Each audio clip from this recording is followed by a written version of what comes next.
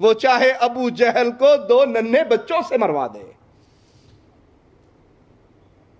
یہ گناہ اگر ایسے کے ایسے رہے تو یاد کرنا ایک دن آئے گا جس دن یہ گناہ انسانوں کے سامنے کر دیے جائیں گے۔ اللہ ہمارے گناہوں کو اپنی رحمت سے معاف فرما دے۔ یوم تجد کل نفس ما عملت من خیر محضرا، وہ دن آئے گا بھلائی کا ایک ایک نقطہ آپ کا وہ آپ کے سامنے کر دیا جائے گا۔ یتیم کی کفالت کی اگر آپ نے، وہ نیکی آپ کے سامنے لائی جائے گی۔ ماں باپ کے ساتھ اچھا سلوک کیا، وہ نیکی آپ کے سامنے لائی جائے گی۔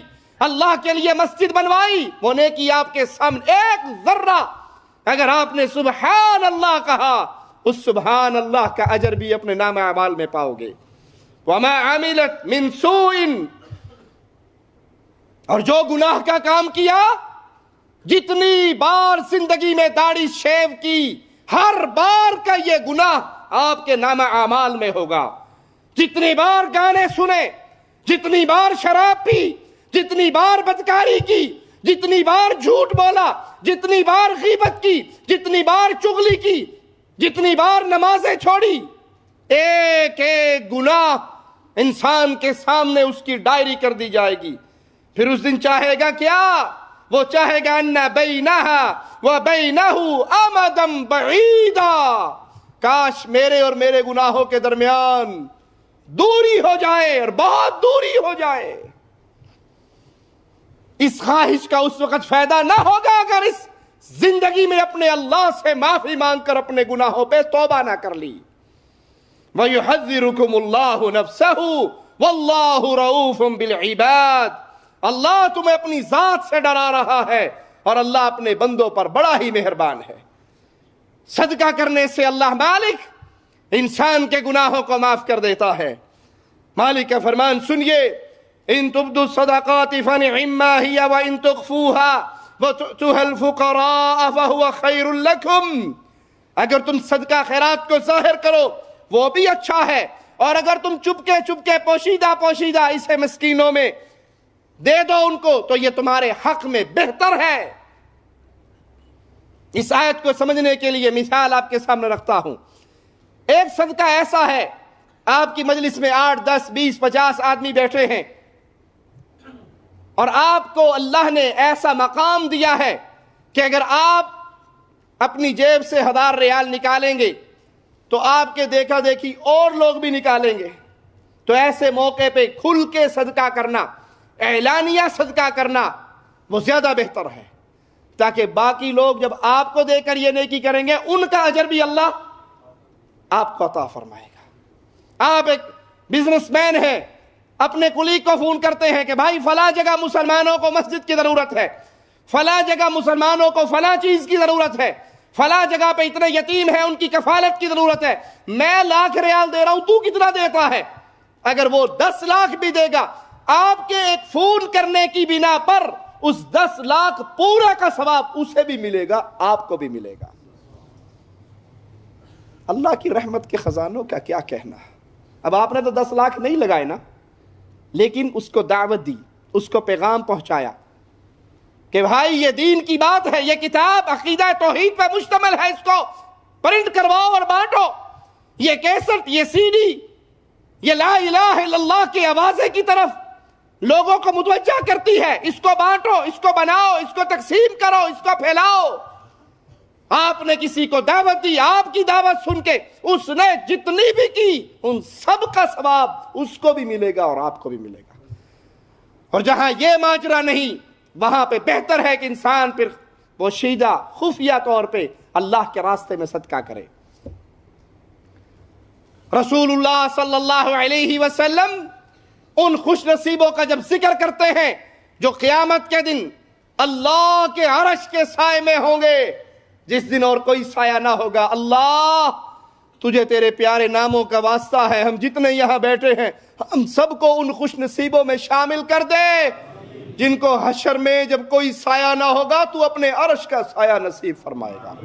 اللہ ہم میں سے کوئی ایسا بد نصیب نہ ہو جو اس دن تیرے سائے سے محروم ہو جائے۔ ان خوش نصیبوں میں ایک وہ شخص بھی ہوگا جس نے دائیں ہاتھ سے اللہ کے راستے میں صدقہ دیا اتنا چھپا کے، اتنا خفیہ کہ اس کے بائیں ہاتھ کو نہیں پتہ لگا۔ اب یہ تو معاملہ ختم ہوتا جا رہا نا، جہاں تعریف ہوتی ہے وہاں دیا جاتا ہے۔ بجلی دا بل آیا مسجد دا، چودھری صاحب دے کرو 50 روپئے آئے نے، اب وہ 50 روپے کی وجہ سے اس کے باپ کے لیے، اس کی ماں کے لیے، اس کے خاندان کے لیے، اس کے کاروبار کے لیے، اس کے مکان کے لیے، اس کے جانوروں کے لیے پوری لمبی لسٹ لے کے وہ بیچارہ دعا کرتا ہے، اللہ ان سب میں برکت عطا فرمائے۔ چودھری صاحب کا بھی سینہ کھل جاتا ہے کہ ہاں سواد ہے نا، پورے پنڈ نے سنیا کہ میں 50 روپے بھیجن ہے۔ یہ تو ہلاکت ہے، بربادی ہے، اس کا کوئی فائدہ نہیں۔ آپ نے اگر پنکھوں کے پروں پہ اپنا نام لکھوا کر مسجد میں دینا ہے تو نہ دو، یہ 50 روپے بیگم کو کھلا دو۔ آپ ایک ایسا عمل کر رہے ہیں جو ثواب کی بجائے آپ کی ہلاکت کا سبب بننے والا ہے۔ جہاں ایسا ماجرا ہو وہاں خفیہ طور پہ اللہ کے راستے میں صدقہ کرو۔ جب صدقہ کرو گے تو نتیجہ کیا نکلے گا؟ وَيُكَفِّرُ عَنْكُم مِّن سَيِّئَاتِكُمْ، تم اللہ کے راستے پہ صدقہ کرو، اللہ کے راستے پہ مال لوٹاؤ، اللہ کے دین کو پھیلاؤ، اس کو نشر کرو، اس کا ذریعہ بنو، مسجد بنا کر، مدرسہ بنا کر، قرآن حکیم تقسیم کروا کے، احادیث رسول تقسیم کروا کے، دینی کتابیں، دینی سیڈیز، دینی کیسٹ، اس کو بانٹ کے، کسی یتیم، غریب، بیوہ، مسکین، اس کا سہارا بن کے، جب تم اللہ کے لیے یہ سارے کام کرو گے، اللہ تمہارے گناہوں کو تبدیل کر دے گا، معاف کر دے گا، اس پہ اپنی رحمت کا قلم پھیر دے گا۔ واللہ بما تعملون خبیر، جو کچھ تم کرتے ہو اللہ اس کو جاننے والا، خبردار ہے۔ ترمذی میں پیارے حبیب محمد کریم صلی اللہ علیہ وسلم کا یہ فرمان موجود ہے۔ آپ نے فرمایا صدقہ گناہ کو بجھا دیتا ہے، صدقہ گناہ کو بجھا دیتا ہے، جیسے پانی آگ کو بجھا دیتا ہے۔ جس طرح پانی پھینکا جائے تو آگ بجھ جاتی ہے، صدقہ کرنے سے انسان کے گناہ بجھ جاتے ہیں۔ توبہ کرنا وہ عظیم نیکی ہے جس سے اللہ گناہوں کو مٹا دیتا ہے۔ قرآن حکیم کی اس آیت پہ غور کیجئے، إِلَّا مَن تَابَ وَآمَنَ وَعَمِلَ عَمَلًا صَالِحًا فَأُولَئِكَ يُبَدِّلُ اللَّهُ سَيِّئَاتِهِمْ حَسَنَاتٍ وَكَانَ اللَّهُ غَفُورًا۔ إِلَّا مَن تَابَ، جو توبہ کر لے، جو توبہ کر لے اپنے گناہوں سے، جو توبہ کر لے اپنی بدعمالیوں سے، ایمان لے آئے، وَعَمِلَ عَمَلًا صَالِحًا، پہلے فلمیں دیکھتا تھا اب قرآن پڑھے، پہلے بدکاری کو جاتا تھا اب نکاح کرے، پہلے شراب پیتا تھا اب زمزم پیے، توبہ کرے اور اپنی زندگی میں چینج لائے، اپنی زندگی کی روٹین بدلے۔ پہلے نمازوں کے ٹائم پہ سویا رہتا تھا اب مسجدوں کو آباد کرے، پہلے بوڑھوں کو تکلیف دیتا تھا اب ناداروں کی خدمت کرے، پہلے ماں باپ کو گالیاں دیتا تھا اب ان کی ٹانگیں دبائے، ان پہ مال خرچ کرے، ان کا ماتھا چومے، ان کے ہاتھ چومے، ان کے سامنے اپنے آپ کو بچھا دے۔ وَعَمِلَ عَمَلًا صَالِحًا، اپنی زندگی میں نیک اعمال کو لے کر آئے۔ فَأُولَئِكَ، بس یاد رکھو یہی وہ لوگ ہیں، يُبَدِّلُ اللَّهُ سَيِّئَاتِهِمْ حَسَنَاتٍ، جب انسان توبہ کرتا ہے، ایمان لاتا ہے، نیک عمل کرتا ہے، اللہ اس کی زندگی کے گناہوں کو بھی نیکیوں میں تبدیل کر دیتا ہے، اور اللہ معاف کرنے والا، رحم کرنے والا ہے۔ صحیح مسلم میں رسول اللہ صلی اللہ علیہ وسلم کا یہ فرمان موجود ہے، غور سے سنیے۔ جب رات ہوتی ہے اللہ مالک اپنے ہاتھ کو رات کے وقت پھیلاتا ہے، لیس کمثلہ شیء، اس کی مثال کوئی نہیں جیسے اس کی شان کو لائق ہے۔ اللہ اپنے ہاتھ کو رات کے اندھیروں میں پھیلاتا ہے تاکہ گناہ کرنے والا اپنے گناہ سے معافی مانگ لے،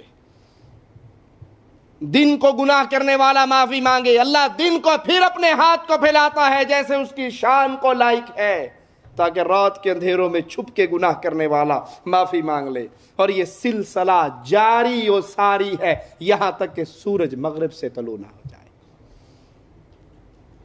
اللہ کی رحمت، اللہ کا فضل، اللہ کا کرم، گناہ ہو گیا کوئی بات نہیں، آؤ اللہ کے در پہ معافی مانگو، اللہ سے سچے دل سے توبہ کرو، शैतान ने फिर करवा दिया, फिर तौबा करो, फिर करवा दिया, फिर तौबा करो।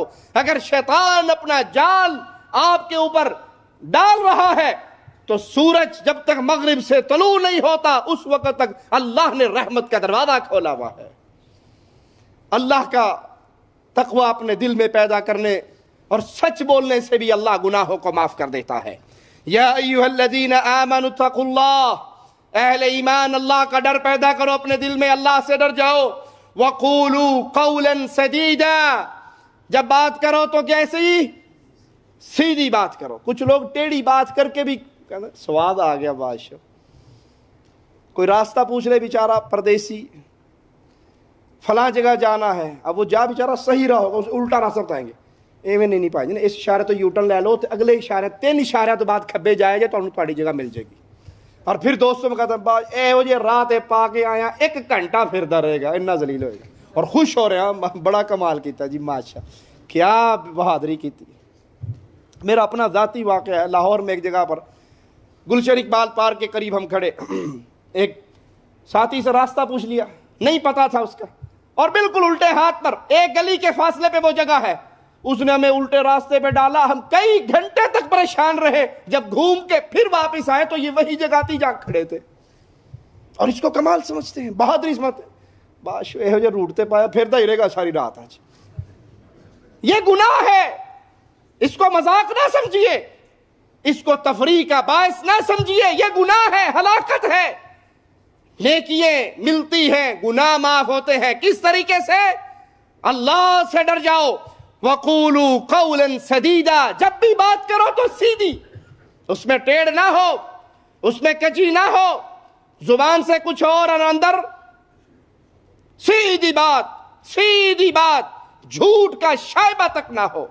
और याद रखिए, कोई माजरा अगर उसकी बुनियाद झूठ पर है वो कभी सिरे चढ़ सकती, उसमें खैर नहीं। वो शादी झूठ के नाम पे हो जाए, कई करते हैं ना झूठ के नाम पे शादी, मैं जी बिल्कुल कवारा होंदा 5 बच्चे ना प्यो है, कोई एक बारी आ गई, निकाह हो गया, दाढ़ तले आ गई, फिर की होएगा, पता लग भी गया तो लग जाए।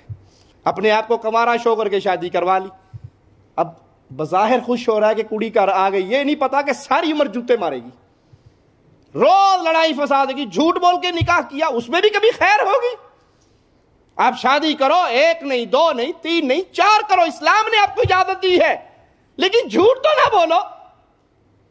आपसे आपके बच्चों का पूछे तो खुल के बताओ, आपकी साहब बीवियों का पूछे तो खुल के बताओ, आपकी आमदनी का पूछे तो खुल के बताओ। ये नहीं कि आपकी 2000 रियाल सैलरी है और पूछे होने वाला ससुराल सैलरी कितनी है, वो 2 को आहिस्ता से बोल, 2000 को ऊंचा से बोलता है, 3-4 हज़ार समझ आइए, पता नहीं क्या कहा इसने। वो एक बारी हो जाए फिर मोल साहब, जो दाल रोटी खाऊंगा वो नहीं खवाऊंगा। झूठ ना बोलिए, अपनी बात सीधी कीजिए। कारोबार हो, निकाह हो, शादी हो, एक एक मसले में अपने आप को सीधा करें, इसका नतीजा अल्लाह क्या तुम्हें अता फरमाएगा। युस्लिह लकुम अमालकुम, जिस अमल की बुनियाद सच पर होगी उसमें कभी बिगाड़ नहीं होगा, और जिस अमल की बुनियाद झूठ पे होगी उसमें कभी निखार नहीं होगा। अल्लाह तुम्हारे सारे मसलों को हल कर देगा। आप कहो भाई 2000 रियाल कमाता हूं, देना दो, नहीं देना ना दो, हो सकता है वो आपको दे दे और शादी होते ही आपकी 2 से 3 हो जाए। रिज़्क़ तो अल्लाह के हाथ में है, झूठ बोलने से क्या मिलेगा। वयग़फ़िर लकुम ज़ुनूबकुम, अल्लाह तुम्हारे मामले की इस्लाह फरमा देगा और तुम्हारे सारे गुनाहों को माफ कर देगा। वमन युतिइल्लाह व रसूलहू फ़क़द फ़ाज़ फ़ौज़न अज़ीमा, और जो अताअत करता है अल्लाह की और उसके रसूल की, ये खुशनसीब वो इंसान है जिसने बहुत बड़ी कामयाबी को हाथ डाल लिया। ये बड़ा ही कामयाब इंसान है। मुस्नद अहमद तिरमिज़ी में रसूलुल्लाह सल्लल्लाहु अलैहि वसल्लम का फरमान है, आपने फरमाया तुम जहां कहीं भी हो अल्लाह से डरो, जहां कहीं भी हो अल्लाह से डरो। घर में हो, बाजार में हो, कारोबार में हो, बीवी बच्चों में हो, दोस्तों में हो, तन्हाई में हो, जहां कहीं भी हो अल्लाह से डरो। लोगों से डरने का फायदा, लोग कहते हैं कि मौलवी साहब शैतान के पीछे लगे सिनेमा में फिल्म देखने के। छोटी छोटी दाढ़ी थी, मौलवी था नहीं, बस छोटी दाढ़ी वाले बेचारे दोनों पार्टियों में चल जाते हैं, मौलवियों में भी चल जाते हैं, उधर भी चल जाते हैं। राजी रहे रहमान, नाराज ना हो शैतान। तो वो मुंह पे कपड़ा लपेट के सिनेमा घर में गए, कोई ये ना देखे दाढ़ी वाला मौलवी सिनेमा जान डे। अंदर जाके जो नदर दाढ़ी देखी तो